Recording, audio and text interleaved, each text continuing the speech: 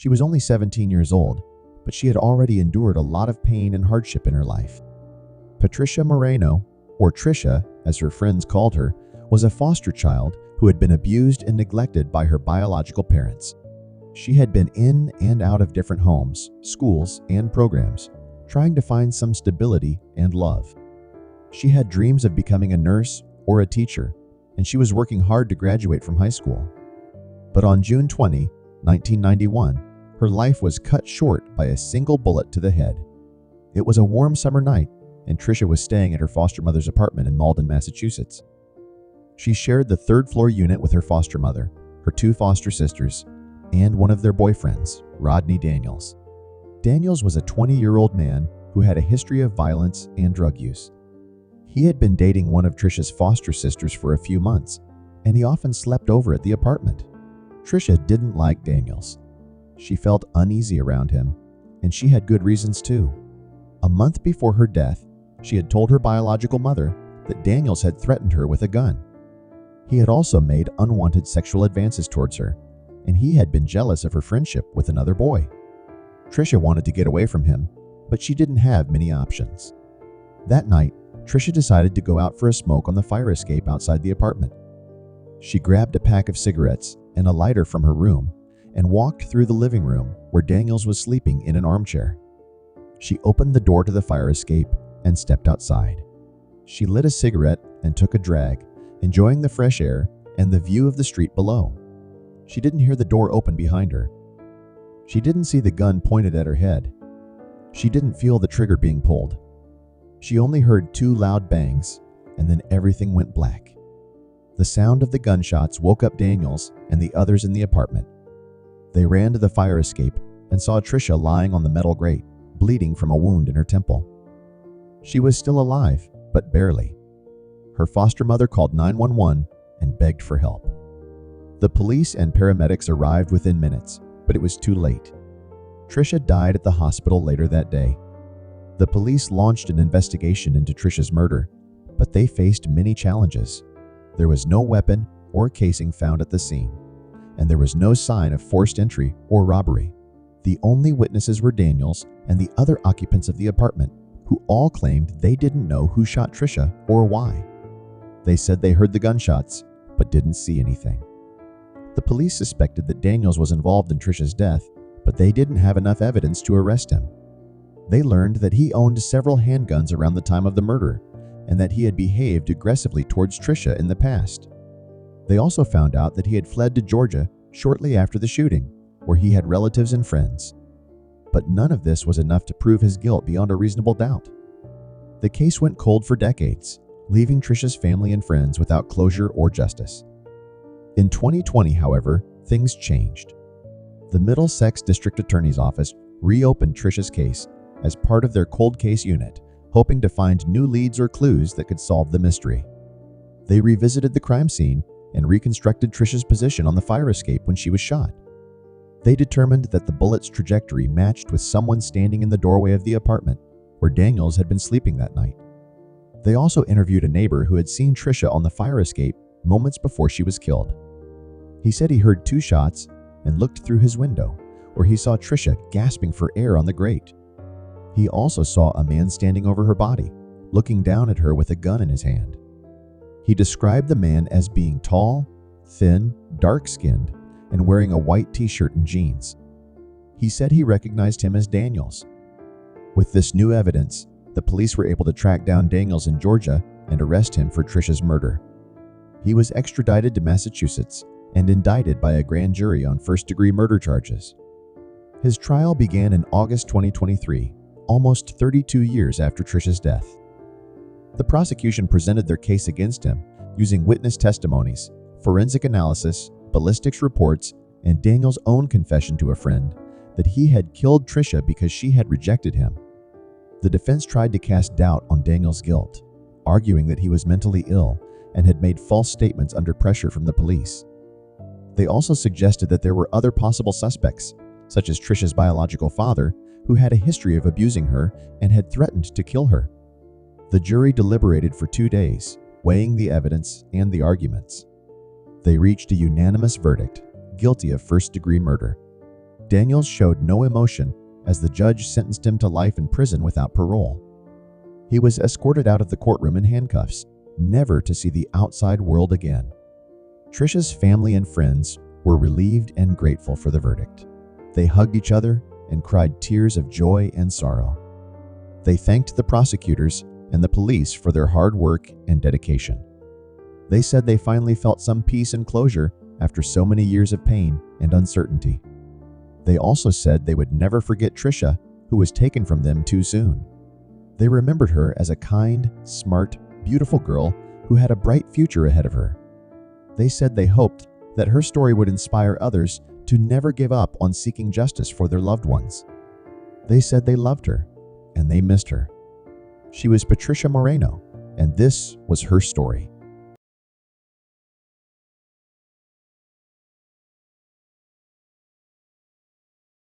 He was a ruthless and elusive predator who terrorized California for over a decade. He was known by many names: the East Area Rapist, the Original Night Stalker, the Visalia Ransacker, the Diamond Knot Killer. But he is best known as the Golden State Killer, a serial killer, serial rapist, and serial burglar who committed at least 13 murders, 50 rapes, and 120 burglaries across California between 1974 and 1986. He was a master of disguise who wore masks, gloves, and hoodies to conceal his identity. He was a master of evasion who used different vehicles, weapons, and methods to avoid detection. He was a master of manipulation who taunted his victims and the police with phone calls, letters, and clues. He was a master of terror who broke into his victims' homes at night, tied them up, raped them, and sometimes killed them. He was a mystery that baffled the authorities and the public for decades. He was a monster that haunted the survivors and the families of the victims for years. But he was also a human being who had a name, a face, and a life. He was Joseph James D'Angelo Jr., a former police officer, a former mechanic, a father, and a grandfather. He was living in Citrus Heights, California, when he was finally caught in 2018. This is the story of how he was identified and captured after 40 years of hiding in plain sight. The story begins in 1974, when D'Angelo was working as a police officer in Exeter, California. He started his criminal career as the Visalia Ransacker, a burglar who broke into hundreds of homes in Visalia and nearby towns. He stole items of little value, such as coins, jewelry, and photos. He also vandalized the homes and left behind clues that suggested he was planning something more sinister. On September 11, 1975, he escalated to murder when he shot and killed Claude Snelling, a journalism professor who confronted him as he was trying to kidnap Snelling's daughter from their home. In 1976, D'Angelo moved to Auburn, California, where he continued to work as a police officer.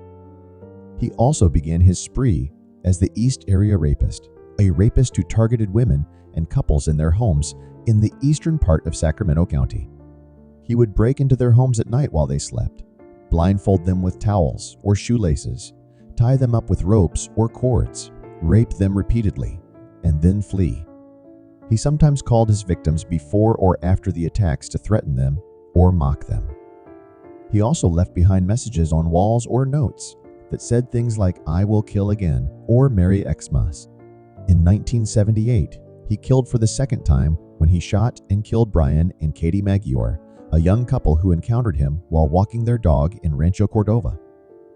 In 1979, D'Angelo was fired from the Auburn Police Department for shoplifting dog repellent and a hammer from a store. During the process of being fired, D'Angelo threatened to kill the chief of police and allegedly stalked the chief's house. He then moved to Southern California, where he became known as the Original Night Stalker or the Diamond Knot Killer.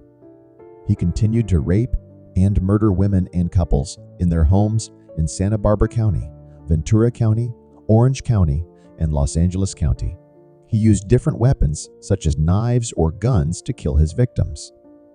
He also used elaborate knots, such as the diamond knot, to tie them up. He also left behind DNA evidence that linked him to some of his crimes. His last known murder occurred on May 4, 1986, when he bludgeoned to death Janelle Cruz, an 18-year-old woman who was home alone in Irvine. After that, he disappeared from the radar. No one knew why he stopped killing or where he went. Meanwhile, the police were working tirelessly to find him. They formed task forces, collected evidence, interviewed witnesses, followed leads, and released sketches. They also tried to connect the dots between his different aliases and locations.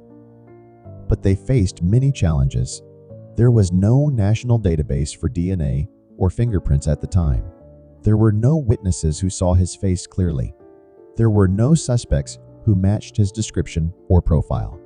There were no clues that pointed to his identity or motive. The case went cold for decades. The victims and their families lived in fear and grief. The public wondered if he would ever be caught. But in 2016, things changed. The FBI announced a $50,000 reward for information leading to his arrest.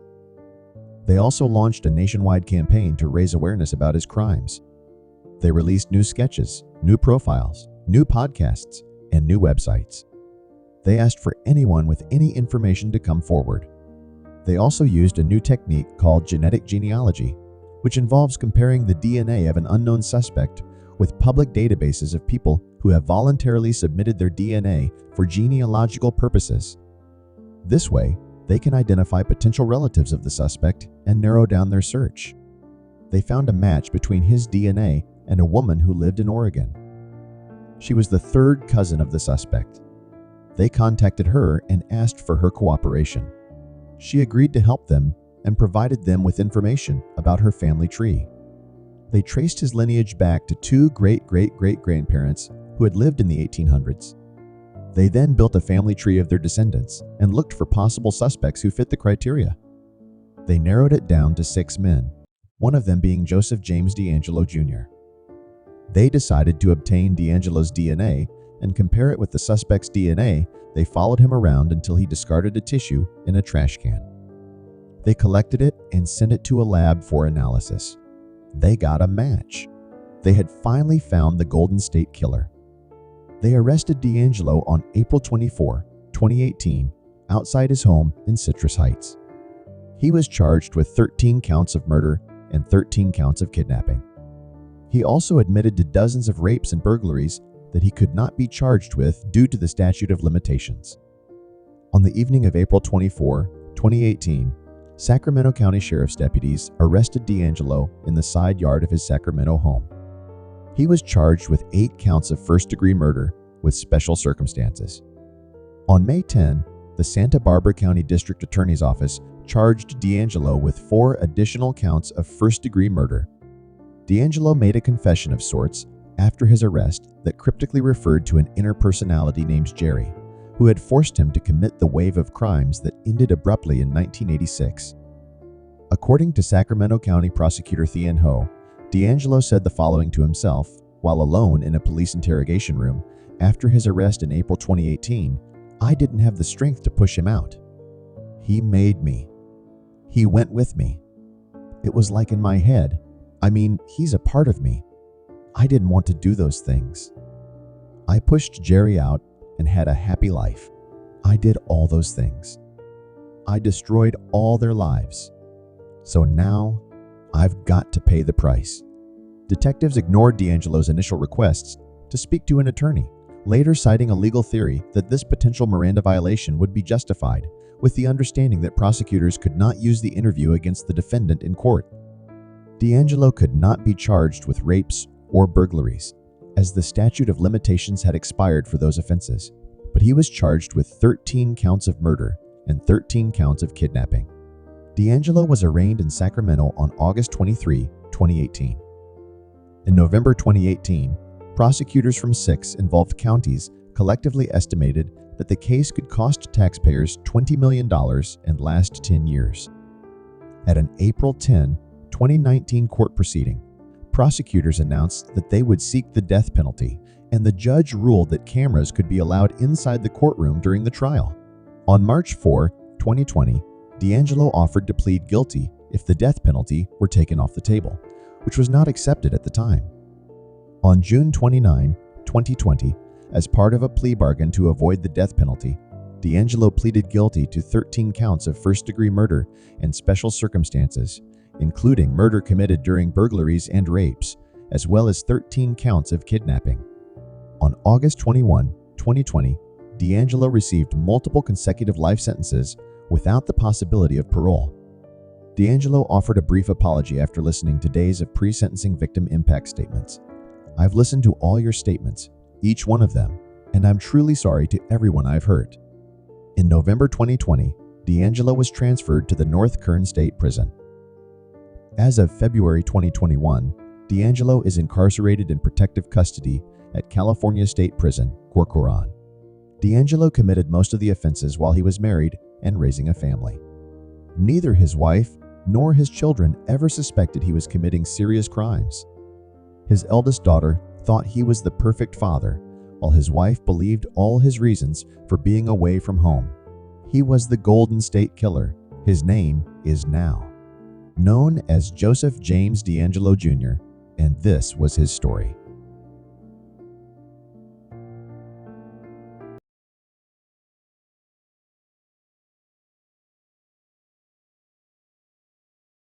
She was a sweet and innocent young girl who loved music, art, and nature. Linda O'Keefe, or Lindy as her friends called her, was an 11-year-old Girl Scout who attended Lincoln Elementary School in Corona del Mar, California. She was a bright and creative student who played the piano and painted beautiful pictures. She had a loving family, a loyal dog, and many friends. But on July 6, 1973, her life was cruelly taken by a heartless killer.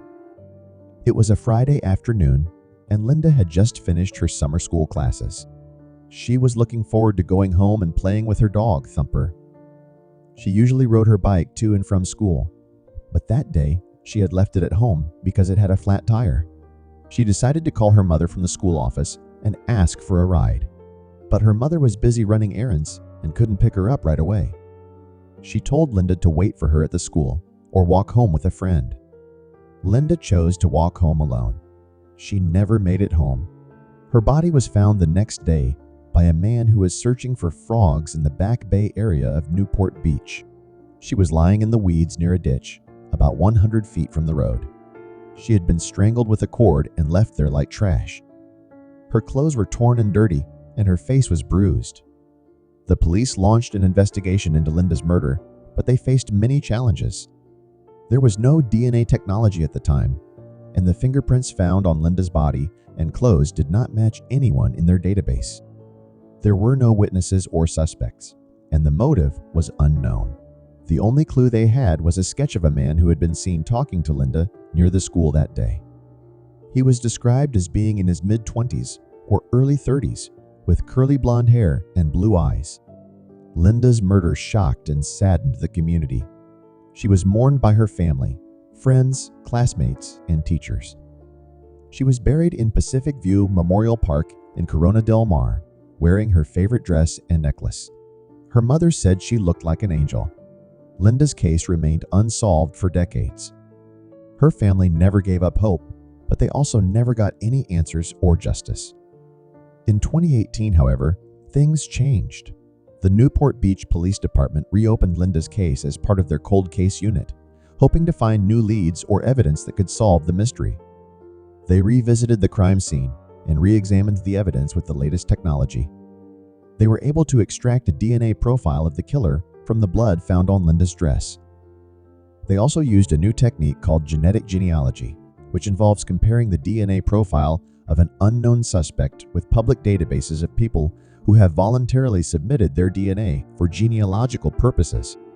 This way, they can identify potential relatives of the suspect and narrow down their search.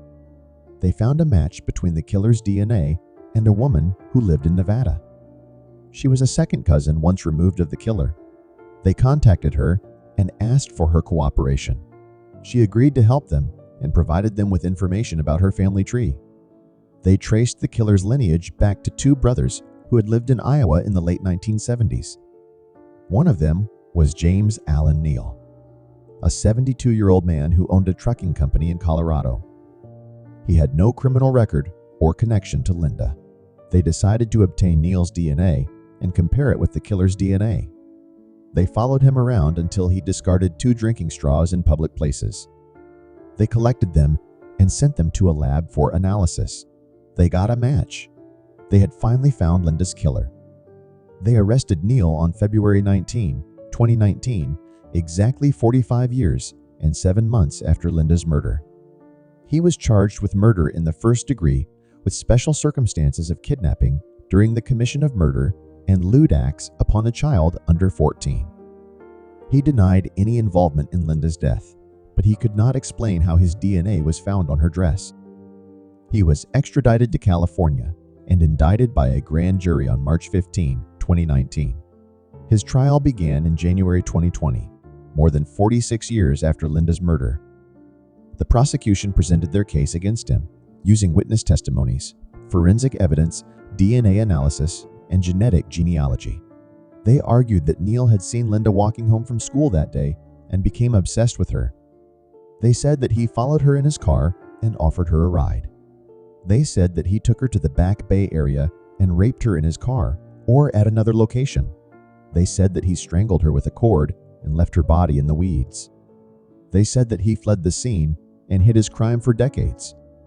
The defense tried to cast doubt on Neil's guilt, arguing that he was mentally ill and had made false statements under pressure from the police. Neil, also known as James Albert Layton Jr., was living with his family in the Newport Beach area at the time of the slaying. He moved to Florida shortly after the killing and changed his name, authorities said. He later moved to Colorado. Local prosecutors also charged Neil with committing lewd and lascivious acts on 2 girls younger than 14 between 1995 and 24 in Riverside County. The suspect, arrested in 2019 in the cold case killing of a Newport Beach girl, died in July 2020 in police custody. James Allen Neal, 73, was an inmate at the maximum security Theo Lacey Jail in Orange for the 1973 sexual assault and strangling death of Linda O'Keefe, aged 11. He was transferred to a local hospital on May 2020 because of an unspecified illness, the Orange County Sheriff's Department said. He died in the hospital in July 2020. It was our intention to see James Allen Neal stand trial and answer for the murder of Linda Ann O'Keefe. Linda's story deeply touched the hearts of our community, said Newport Beach Police Chief John Lewis. Through the tireless efforts of generations of our investigators, we hope we have been able to bring a measure of closure to Linda's family, friends, and loved ones. They said they hoped that her story would inspire others to never give up on seeking justice for their loved ones. They said they loved her and they missed her. She was Linda O'Keefe, and this was her story.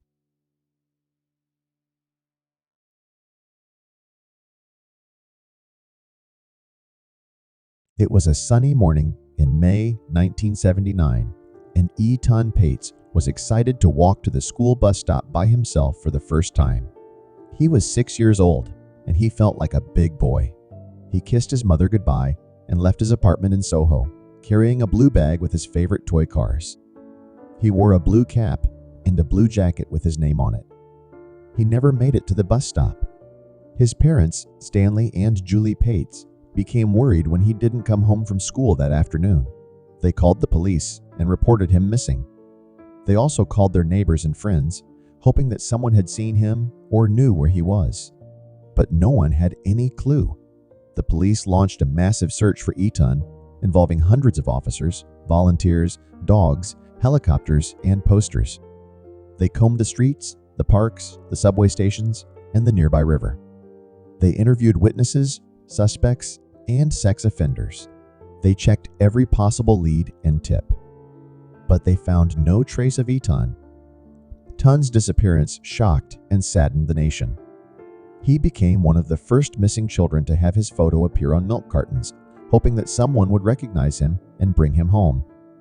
His parents lent their voices to a campaign to make missing children a national cause, and it fueled laws that established a national hotline and made it easier for law enforcement agencies to share information about vanished youngsters. In 1983, President Ronald Reagan designated May 25th, the anniversary of Eton's disappearance, as National Missing Children's Day in the United States. But despite all the efforts and attention, Eaton's case remained unsolved for decades. His parents never gave up hope, but they also never moved or changed their phone number in case he ever tried to contact them. They held memorial services for him every year. Tun's body was never found, and he was declared legally dead on June 19, 2001. In 2010, the Manhattan District Attorney's Office reopened Tun's case, hoping that new technology and evidence would shed some light on what happened to him. In 2012, the FBI excavated the basement of a building near Tun's apartment, where a former store clerk named Pedro Hernandez had worked at the time of Tun's disappearance. Hernandez had confessed to killing Ton in 1979, saying that he lured him into the basement with the promise of a soda, then choked him to death.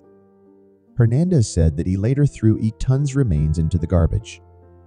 In 2012, Jose Lopez, a man from New Jersey, reached out to investigators because he believed that Hernandez, Lopez's brother-in-law, was responsible for Tun's disappearance. Statements by Hernandez's sister, Nina Hernandez, and Tomas Rivera, leader of a charismatic Christianity group at St. Anthony of Padua, a Roman Catholic church in Camden, New Jersey, indicated that Hernandez may have publicly confessed in the presence of fellow parishioners in the early 1980s to having murdered Ton. According to Hernandez's sister, it was an open family secret that he had confessed in the church. But Hernandez's confession was not enough to convict him. His lawyers argued that he was mentally ill and had a history of hallucinations and false confessions. They also pointed out that there was no physical evidence linking him to the crime, and that another man named Jose Ramos had been suspected of abducting Ton for years. Ramos was a convicted child molester who had dated Tun's babysitter, and he had told prison informants that he was responsible for Tun's disappearance. Hernandez's first trial in 2015 ended with a hung jury, after one juror refused to convict him based on his confession alone.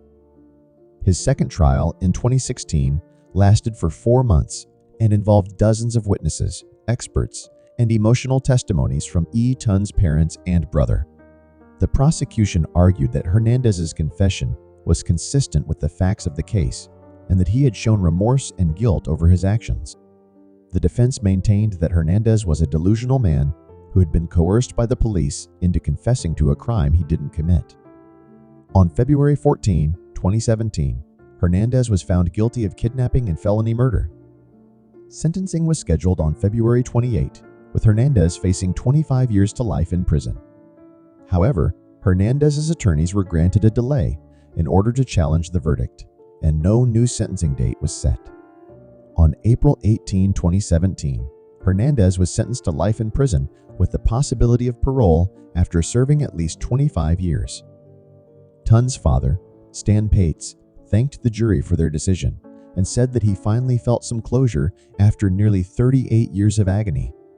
He said he hoped that his son's legacy would endure through his family's advocacy for missing children. He also said he hoped that Hernandez would never walk free again. Tun's mother, Julie Patz, did not attend the trial or the sentencing. She said she could not bear to hear the details of her son's death or see his killer's face. She said she preferred to remember Ton as he was, a happy, bright-eyed boy who loved cars and planes and books. In 1983, the May 25 anniversary of Ton Patz, his disappearance was designated National Missing Children's Day in the United States. In 2001, the tribute spread worldwide. The International Center for Missing and Exploited Children coordinates the Help Bring Them Home campaign in 22 countries in conjunction with International Missing Children's Day. The extensive media attention attracted by the case of Patz's disappearance has been credited with increasing public awareness of the problem of child abduction. As a result, fewer parents are willing to allow their children to walk to school. Photos of missing children have been more widely distributed, for example, on milk cartons, and the concept of stranger danger has been promoted. The idea that all adults not known to the child must be regarded as potential sources of danger. Ton Patz's case may have been closed by the court of law, but it remains open in the hearts of many who still wonder what became of him. His body has never been found or recovered. His blue bag with his toy cars has never been located. His blue cap and jacket with his name on it have never been seen again. He is still missing.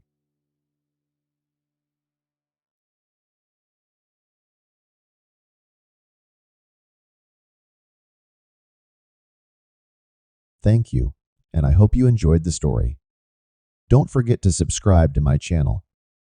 I also welcome you to submit your well-written, true scary, or true horror story by email to story@oddmysteries.com.